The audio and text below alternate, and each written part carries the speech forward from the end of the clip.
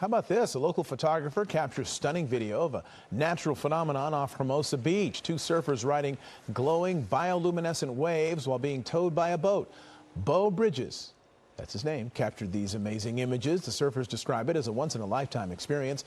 One says she felt like she had superpowers when she touched the electric blue water. The magical effect is created by an algae bloom of phytoplankton in the ocean. When they're disturbed, they light up, hence the glow. That looks like a scene from a movie.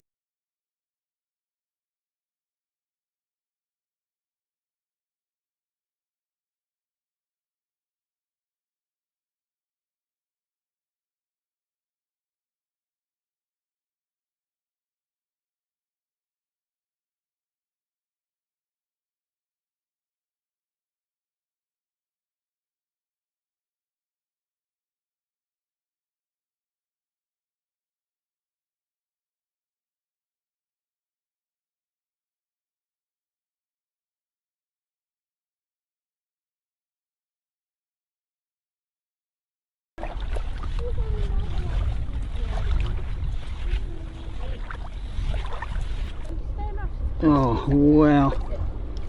Oh my goodness.